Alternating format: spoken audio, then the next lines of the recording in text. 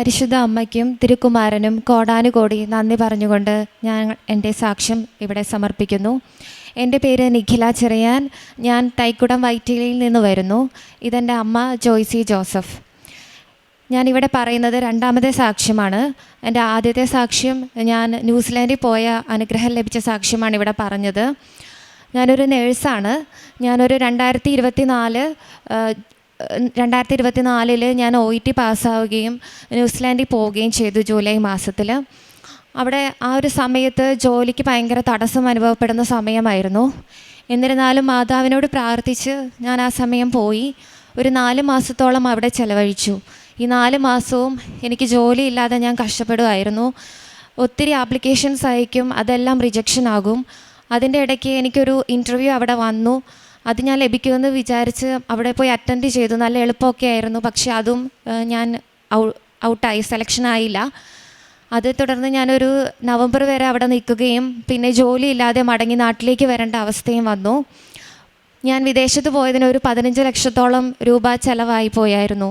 അപ്പോൾ അതിനെ തുടർന്ന് എനിക്ക് നാട്ടിലേക്ക് വന്ന് അത് ഭയങ്കരമായ വിഷമമാവുകയും എനിക്കത് ഭയങ്കര ഒരു ഡിപ്രഷൻ സ്റ്റേജിലേക്ക് ഞാൻ പോയിക്കൊണ്ടിരിക്കുന്ന പോലെയൊക്കെയാണ് എനിക്ക് ഫീൽ ചെയ്തത്. അതുകൂടാതെ എനിക്ക് എൻ്റെ കുടുംബക്കാരുടെയും മറ്റുള്ളവരുടെയൊക്കെ ഒരു കളിയാക്കലും അതൊക്കെ എന്നെ വല്ലാതെ തളർത്തി കളഞ്ഞു. അപ്പോഴൊക്കെ മാതാവ് എന്നെ കൂടെ പിടിച്ചു. മാതാവിൻ്റെ അടുത്ത് ഞാൻ വരികയും ഉടമ്പടി പുതുക്കിക്കൊണ്ടിരിക്കുകയും ചെയ്തു. അതോടൊപ്പം ഞാൻ ന്യൂസിലാൻഡിലായിരുന്നപ്പോൾ എനിക്ക് അവിടെ നല്ലൊരു ഭവനം ലഭിക്കുകയും അവിടെ എനിക്ക് നല്ലൊരു ചേച്ചിയും ചേട്ടനും അവരുടെ കൂടെ താമസിക്കുവാനും അതോടൊപ്പം ഒരു സഹോദരിയെ പോലെ ഒരു മകളെ എനിക്ക് കൂടെ എൻ്റെ കൂട്ടിനുണ്ടായിരുന്നു. ഞങ്ങൾ ഒരുമിച്ച് പ്രാർത്ഥിക്കുകയും ഉടമ്പടി പ്രാർത്ഥന ചൊല്ലുകയും ദിവസവും അവിടെ ന്യൂസിലാൻഡിൽ തന്നെ പള്ളിയിൽ പോവുകയും മാതാവിൻ്റെ ഫോട്ടോ പ്രിൻ്റ് എടുത്ത് അതിൽ ഉടമ്പടി പ്രാർത്ഥന പ്രിൻ്റ് ചെയ്യിപ്പിച്ച് അത് അവിടെയുള്ള ഇംഗ്ലീഷുകാർക്ക് കൊടുക്കുകയൊക്കെ ചെയ്തിരുന്നു. അങ്ങനെ ഞങ്ങളുടെ പ്രാർത്ഥന മുന്നോട്ട് പോയി. അങ്ങനെ ഞാൻ നാട്ടിൽ വന്ന് നവംബർ മാസത്തിൽ ഞാൻ നാട്ടിൽ വരികയും ഡിസംബറിൽ തന്നെ മാതാവ് എനിക്ക് നാട്ടിൽ നല്ലൊരു ഹോസ്പിറ്റലിൽ നല്ലൊരു ഡിപ്പാർട്ട്മെൻറ്റിൽ എന്നെ ജോലിക്ക് കയറ്റുകയും ചെയ്തു. ICU എക്സ്പീരിയൻസ് ഇല്ലാതെ എനിക്ക് അവിടെ മാതാവ് ICUവിൽ തന്നെ ഒരു ജോലി നൽകുകയും അവിടെ എനിക്ക് യാതൊരുവിധ കുഴപ്പവും കൂടാതെ നല്ല കൊളീഗ്സ്, നല്ലൊരു ഡിപ്പാർട്ട്മെൻ്റ് ആയിരുന്നു. അതിനെ മാതാവ് എന്നെ അനുഗ്രഹിച്ചു. അതോടൊപ്പം ഈ ന്യൂസിലാൻഡിൽ ഞാൻ നിരവധി ആപ്ലിക്കേഷൻസ് ഡെയിലി അയച്ചുകൊണ്ടിരുന്നു. എല്ലാം എനിക്ക് റിജക്ഷൻ ആയിരുന്നു. ഭയങ്കര നിരാശയിൽ ഞാൻ തുടർന്നു. എനിക്ക് 2 വർഷത്തോളം ഞാൻ അയക്കുകയും എല്ലായിടത്തുനിന്നും എനിക്ക് റിജക്ഷൻ ആയിരുന്നു. അതിൻ്റെ ഇടയ്ക്ക് 2-3 ഇൻ്റർവ്യൂ വന്നു. അതും ഞാൻ ഫെയിലായിപ്പോയി. ഇനി എന്ത് ചെയ്യണമെന്ന് അറിയാതെ ഞാൻ മുമ്പോട്ട് പോയി. അങ്ങനെ ഈ 2026 ഒരു ജനുവരി ഫെബ്രുവരി ഒക്കെ ആയപ്പോഴത്തേക്കും ഞാൻ മനസ്സുമെടുത്തിട്ട് ഞാൻ മാതാവിനോട് പറഞ്ഞു, മാതാവേ, ഇനി ഞാൻ അപ്ലൈ ചെയ്യണില്ല. ഇതെന്തിനാണ് വെറുതെ ഞാൻ അപ്ലൈ ചെയ്യണത്? എനിക്കിത് കിട്ടാനൊന്നും പോണില്ല. ഞാൻ ഇനി നാട്ടിൽ തന്നെ ജോലി ചെയ്ത് ജീവിക്കാം. അങ്ങനെയൊക്കെ ഞാൻ വിചാരിച്ച് ഞാൻ തളർന്നിരിക്കുന്ന സമയത്ത് മാർച്ച് മാസത്തിൽ എനിക്കൊരു യാദൃശ്ചികമായൊരു ഇൻ്റർവ്യൂ വന്നു. അത് എൻ്റെ ഒരു ഫ്രണ്ട് പറഞ്ഞ് അങ്ങനെ യാദൃശ്ചികമായി വളരെ അത്ഭുതമായിട്ടാണ് ആ ഇൻ്റർവ്യൂ വന്നത്. ആ ഇൻ്റർവ്യൂ വന്ന് എനിക്ക് ആ ഇൻ്റർവ്യൂവിൽ ഞാൻ എന്താ പറഞ്ഞതെന്ന് പോലും എനിക്കറിയില്ല. അത്രയും ടഫായിരുന്നു. കാരണം അവർ ചോദിച്ച ക്വസ്റ്റ്യൻസ് എനിക്ക് ക്ലിയർ ആവുന്നില്ല. ആ സമയത്ത് നെറ്റ് കട്ടാവുകയും അതോടൊപ്പം എൻ്റെ സൗണ്ട് ഓവർലാപ്പ് ചെയ്ത് കേൾക്കുകയും അവർ പറയുന്നത് എനിക്ക് മനസ്സിലാകാതെ വരികയും ചെയ്തു. എന്നിരുന്നാലും ഞാൻ എന്തെങ്കിലും ആകട്ടെ എന്ന് കരുതി അവർ ചോദിച്ച ക്വസ്റ്റ്യൻസ് ഒന്നല്ല, ഞാൻ എന്തൊക്കെയോ ആൻസർ പറഞ്ഞു. അങ്ങനെ ആ ഇൻ്റർവ്യൂ കഴിഞ്ഞു. യാതൊരു ഹോപ്പുമില്ല, ഒരു തരത്തിലും എനിക്ക് ആ ഇൻ്റർവ്യൂ കിട്ടാൻ സാധ്യതയില്ല. അത് കഴിഞ്ഞ് ഏപ്രിൽ മാസം ഒരു അവസാനം ആകുമ്പോഴത്തേക്കും അവരുടെ ഭാഗത്തുനിന്ന് ഒരു പോസിറ്റീവ് റിപ്ലൈ വരികയാണ് എനിക്ക്. അങ്ങനെ മാതാവ് അതെനിക്ക് സെലക്ഷൻ എന്നുള്ള രീതിയിൽ വരെ എത്തിച്ചു തന്നു. അത് വളരെ അത്ഭുതമായിരുന്നു. ആ ഇൻ്റർവ്യൂവിൻ്റെ സമയത്ത് ഞാൻ മാതാവിൻ്റെ ഉടമ്പടി തൈലവും ഉപ്പുമെല്ലാം കഴിച്ചിട്ടാണ് ഞാൻ ഇൻ്റർവ്യൂ സമയത്ത് ഇരുന്നത്. അത് കഴിഞ്ഞ് ഞാൻ മാതാവിനോട് ഇവിടെ വന്ന ഉടമ്പടി എടുത്തപ്പോൾ ഞാൻ ആദ്യമേ പറഞ്ഞിരുന്നു, മാതാവേ, എനിക്ക് വിദേശത്ത് ന്യൂസിലാൻഡിലോ ഓസ്ട്രേലിയയിലോ ഒരു ഗവൺമെൻറ് ജോലി തന്ന് അനുഗ്രഹിക്കണമെന്നായിരുന്നു ഞാൻ പറഞ്ഞത്. പിന്നീട് എനിക്ക് ന്യൂസിലാൻഡിൽ പോയി തിരിച്ചു വന്നപ്പോൾ എനിക്ക് മനസ്സിലായി ഗവൺമെൻറ്റിലൊക്കെ ജോലി ചെയ്യുക എന്നുള്ളത് ഭയങ്കര കഷ്ടപ്പാടാണ്. അതൊന്നും എന്നെക്കൊണ്ടൊന്നും സാധിക്കില്ല. അതൊക്കെ വലിയ വലിയ ആൾക്കാർക്കൊക്കെ സാധിക്കുള്ളൂ എന്ന് ഞാൻ കരുതി. എന്നിട്ട് ഞാൻ മാതാവിനോട് പറഞ്ഞു, മാതാവേ, ഗവൺമെൻറ് ഹോസ്പിറ്റലൊന്നും എനിക്ക് വേണ്ട. ഒരു കെയർ ഹോമിൽ ഒരു ജോലി, ഒരു സാധാരണ കെയർ ഹോമിൽ ഒരു ജോലി മതി. ഞാൻ അന്ന് അറിയാതെ എഴുതി പോയതാട്ടോ എന്ന് ഞാൻ മാതാവിനോട് പറഞ്ഞു. അത് കഴിഞ്ഞ് എനിക്ക് ഈ ഇൻ്റർവ്യൂ വന്നത് അവിടുത്തെ ഒരു പബ്ലിക് ഹെൽത്ത് ഹോസ്പിറ്റലിൽ നിന്നായിരുന്നു ഈ ഇൻ്റർവ്യൂ വന്നത്. അതോടൊപ്പം ആ ഹോസ്പിറ്റലിനോട് അറ്റാച്ച്ഡ് ആയിട്ടൊരു കെയർ ഹോമും അവിടെ തന്നെ ഉണ്ട്. അപ്പോൾ ഞാൻ മാതാവിനോട് ചോദിച്ച ഗവൺമെൻറ് ജോലിയും എനിക്ക് കിട്ടി, ആ കെയർ ഹോമും എനിക്ക് കിട്ടി. അവിടെ നമ്മൾ ഹോസ്പിറ്റലിൽ ആ 2 ഡിപ്പാർട്ട്മെൻറ്റും നോക്കേണ്ട ഒരു ജോലിയാണ് എനിക്ക് മാതാവ് തന്നത്. അങ്ങനെ മാതാവ് എനിക്ക് അവിടെ സെലക്ഷൻ തന്നു. എല്ലാ പ്രോസസ്സും ഭംഗിയായി നടന്നു. ഞാൻ ഈ ജൂലൈ മാസം 27-ാം തീയതി 7-ാം മാസം മാതാവിൻ്റെ മാസം തന്നെ ഓസ്ട്രേലിയയിലേക്ക് പോവുകയാണ് ഞാനും ഹസ്ബൻഡും. അതിനെൻ്റെ മാതാവിന് കോടിക്കോടി ഞാൻ നന്ദി രേഖപ്പെടുത്തുന്നു. രണ്ടാമതായിട്ട് എനിക്ക് പറയാനുള്ളത് PT എക്സാമാണ്. അവിടേക്ക് പോകുമ്പോഴത്തേക്കും എൻ്റെ OET എക്സാം എക്സ്പയർ ആയിരുന്നു, PT എക്സാം വേണമായിരുന്നു. അതിൽ റൈറ്റിങ്ങിൻ്റെ സ്കോർ എനിക്ക് വളരെ കുറവായിരുന്നു, പോകാനായിട്ടുള്ള സ്കോർ എനിക്ക് കിട്ടുന്നില്ലായിരുന്നു. രണ്ടാമത്തെ പ്രാവശ്യം എഴുതി മാതാവ് എനിക്ക് അതിനുള്ള പോകേണ്ട ഉചിതമായ സ്കോറും തന്ന് എന്നെ അനുഗ്രഹിച്ചു. മാതാവിനും ഈശോയ്ക്കും കോടിക്കോടി നന്ദി പറയുന്നു. അടുത്തതായിട്ട് എനിക്ക് കഴിഞ്ഞ വർഷം ഡെങ്കിപ്പനി, H1N1 എന്നീ രോഗങ്ങൾ വരികയും ഞാൻ ഹോസ്പിറ്റലൈസ്ഡ് ആവുകയും ചെയ്തിരുന്നു.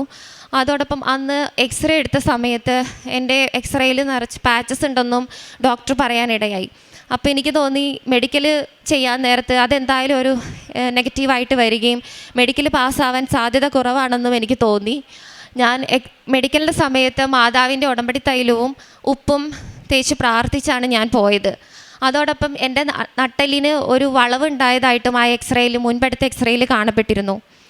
മാതാവിനോട് പ്രാർത്ഥിച്ചതിൻ്റെ ഫലമായി മെഡിക്കൽ എടുത്ത സമയത്ത് എക്സ്റേയിൽ യാതൊരുവിധ കുഴപ്പവും ഉണ്ടാവാതിരിക്കുകയും മെഡിക്കൽ ഞാൻ പാസ്സാവുകയും ചെയ്തു. അടുത്തതായിട്ട് എനിക്ക് മോഷൻ പോകുമ്പോൾ അതിൽ കൂടി ബ്ലഡ് പോകുമായിരുന്നു ഇടയ്ക്കിടയ്ക്ക്. അപ്പം ഞാൻ മാതാവിനോട് പ്രാർത്ഥിക്കുമായിരുന്നു. ഉടമ്പടി തൈലവും ഉപ്പും വെച്ച് പ്രാർത്ഥിച്ചതിൻ്റെ ഫലമായിട്ട് ഇപ്പോൾ ഒരു 6 മാസക്കാലമായിട്ട് എനിക്ക് യാതൊരുവിധ കുഴപ്പവുമില്ല. ഇത്രയും തന്ന എൻ്റെ മാതാവിനും ഈശോയ്ക്കും കോടിക്കോടി നന്ദി പറയുന്നു. ഇതുകൂടാതെ ഞാൻ ആത്മീയ മേഖലയിൽ ഒരുപാട് വളർന്നു. കാരണം ഇത്രയും ലാഗ് ചെയ്തത് ഞാൻ ഈശോയോടും മാതാവിനോടും കൂടുതൽ അടുക്കാൻ വേണ്ടിയായിരുന്നു എന്ന് ഞാൻ തിരിച്ചറിഞ്ഞു. ഈ 2 വർഷക്കാലം ഞാൻ മാതാവിനോട് ഈശോയോടും ഒരുപാട് അടുത്തു. എനിക്ക് പ്രാർത്ഥനയിൽ മാതാവിനെ ഇടയ്ക്കിടയ്ക്ക് തിരിയിൽ വരും, തിരിയിൽ പൂക്കളായിട്ടും ഒരുപാട് അത്ഭുതങ്ങൾ മാതാവിൻ്റെ പ്രസൻസ് എനിക്ക് തിരിച്ചറിയാനിടയായിട്ടുണ്ട്. അതോടൊപ്പം എൻ്റെ ജോലി മേഖലകളിൽ ഞാൻ വയ്യാതെ കിടക്കുന്ന രോഗികൾക്ക്, വെന്റിലേറ്ററിലായി കിടക്കുന്ന രോഗികൾക്കെല്ലാം ഞാൻ ഉടമ്പടി തൈലം വെച്ച് പ്രാർത്ഥിക്കും. അവർ സുഖമായി രക്ഷപ്പെടുകയും ചെയ്യുന്നത് ഞാൻ എൻ്റെ കണ്ണാലെ കണ്ടിട്ടുണ്ട്. അതോടൊപ്പം അപ്പോൾ എനിക്ക് ഒരുപാട് പേര് ന്യൂസിലാൻഡിൽ പോയി ഇതുപോലെ വിഷമിക്കുന്ന മക്കളുണ്ട്. അവരോടൊക്കെ എനിക്ക് പറയാനുള്ളത്, ഒരിക്കലും തളരരുത്. ഈ മാതാവിൻ്റെ മണ്ണിൽ എത്തിയിട്ടുണ്ടെങ്കിൽ നമുക്ക് മാതാവിൻ്റെ ഈശോയുടെ ഒരു സമയമുണ്ട്. ആ സമയം നമുക്ക് മികച്ചത് തന്നെ തരും. അതാണ് എനിക്ക് പറയാനുള്ള എൻ്റെ സാക്ഷ്യം. ഇനി ഞാൻ എൻ്റെ അമ്മയ്ക്ക് പറയാനുള്ള സാക്ഷ്യത്തിനായിട്ട് കൈമാറുന്നു. പരിശുദ്ധ അമ്മയ്ക്കും തിരുക്കുമാരനും 1000 നന്ദി. എൻ്റെ പേര് ജോയ്സി ജോസഫ്, തൈക്കൂടം, വൈറ്റില. ഞാൻ 2017 ഉടമ്പടി എടുത്തതാണ്. എൻ്റെ കാശുരൂപം പോയതുകൊണ്ട് ഞാൻ പുതിയൊരു ഉടമ്പടി കൂടി എടുത്തു. പിന്നെ എനിക്ക് ഒരു അനുഭവം കിട്ടിയെന്ന് പറഞ്ഞാൽ, ഞങ്ങളുടെ വീടിൻ്റെ പരിസരത്തൊക്കെ ഉപ്പ് വെള്ളമാണ് കിണർ കുത്തുമ്പോൾ വരുന്നത്. അപ്പം ഞങ്ങൾക്ക് പൈപ്പ് വെള്ളമുണ്ട്, പക്ഷേ എപ്പോഴും വെള്ളം നിൽക്കുകയും മോശം വെള്ളം കയറുകയും ചെയ്യും. ഭയങ്കര ബുദ്ധിമുട്ടാണ്. ഞങ്ങൾ ടാങ്ക് എപ്പോഴും കഴുകുകയും എല്ലാം ഭയങ്കരമായ ബുദ്ധിമുട്ട് ഞങ്ങൾ അനുഭവപ്പെട്ടു. അപ്പോൾ ഞങ്ങൾക്ക് മോൻ പറഞ്ഞു, നമുക്കൊന്ന് കുഴൽക്കിണർ കുത്താം എന്ന് പറഞ്ഞു. ഞാൻ പറഞ്ഞു വേണ്ട, നമുക്ക് ഉപ്പുവെള്ളവും വല്ല കട്ടിപ്പുവെള്ളമൊക്കെ ആണെങ്കിൽ പിന്നെ അതിന് പൈസ കളഞ്ഞ് വെറുതെ പരീക്ഷിക്കണ്ടെന്ന് പറഞ്ഞു. പക്ഷേ എന്നാലും ഇവൻ എന്നോട് പറഞ്ഞു ഞങ്ങൾ കുത്തണേണമെന്ന് പറഞ്ഞുകൊണ്ട് ഞാൻ കുത്തണേണമ്മേ എന്ന് പറഞ്ഞുകൊണ്ട് പെട്ടെന്ന് തന്നെ ഒരു ദിവസം പണിക്കാർ വന്ന് കുത്താനിടയായി. അപ്പോൾ തന്നെ ഞാൻ മാതാവിൻ്റെ പ്രത്യക്ഷീനെ തിരിയെടുത്ത് കത്തിച്ച് വെച്ച് വിശ്വാസ പ്രമാണം ചൊല്ലി കൈ വിരിച്ച് പിടിച്ച് വെച്ച് ഞാൻ വിശ്വാസ പ്രമാണം ശക്തമായി ചൊല്ലി പ്രത്യക്ഷീന പ്രാർത്ഥന ചൊല്ലിക്കൊണ്ടേയിരുന്നു. നീലത്തിരി കത്തിച്ച് വെച്ചപ്പോൾ ആ തിരിയിൽ മാതാവ്, ഞാൻ കണ്ണടച്ച് വെച്ചാണ് പ്രാർത്ഥിച്ചത്, പക്ഷേ മോള് കണ്ടായിരുന്നു മാതാവിൻ്റെ ആ രൂപം ഇങ്ങനെ വന്ന് തെളിഞ്ഞ് വന്നതായിട്ട് കണ്ടായിരുന്നു എന്ന് മോള് പറഞ്ഞു. ഞാൻ കണ്ണടച്ച് നിൽക്കുമായിരുന്നു. അതിനുശേഷം ഞാൻ ആ തിരി കത്തിച്ച് കിടത്തിയിട്ടില്ല. ആ കത്തിച്ച് വെച്ച തിരിയിൽ നിന്ന് തന്നെ ഞാൻ വിശ്വാസപ്രമാണം ചൊല്ലി കൈ വിരിച്ച് വെച്ച് പ്രാർത്ഥിച്ചിട്ട് ഞാൻ ഉപ്പെടുത്ത് വെച്ച് ആ ഉപ്പിൽ നിന്ന് കുറച്ച് അംശം എടുത്തുകൊണ്ട് പോയി ആ എടുക്കുന്ന കുഴിയിലേക്ക് തന്നെ ഇട്ടിട്ട് ഞാൻ പറഞ്ഞു, മാതാവേ, ഇവിടെ ഈ പരിസരത്തെല്ലാം കട്ടിപ്പ് വെള്ളവും ഉപ്പ് വെള്ളവുമാണ് മാതാവേ. കിണറിൻ്റെ വെള്ളത്തിനാണെങ്കിൽ കളർ വ്യത്യാസവുമുണ്ട്. ആ മഞ്ഞ കളറാണ് എല്ലാ വീടുകളിലും വന്നത്. ഞങ്ങൾക്ക് മാത്രം, എനിക്ക് മാതാവ് തനിയുടെ അനുഗ്രഹം, ഞാൻ മാതാവിൻ്റെ നരിനടയിൽ ഞാൻ സാക്ഷ്യം പറഞ്ഞേക്കാം മാതാവേ എന്ന് പറഞ്ഞ് നേർന്നുകൊണ്ട് ഞാൻ ആ ഉപ്പ് കുരിശ് വരച്ച് അവിടെ മുട്ടിൽ നിന്നുകൊണ്ട് ഞാനവിടെ ഇട്ടായിരുന്നു.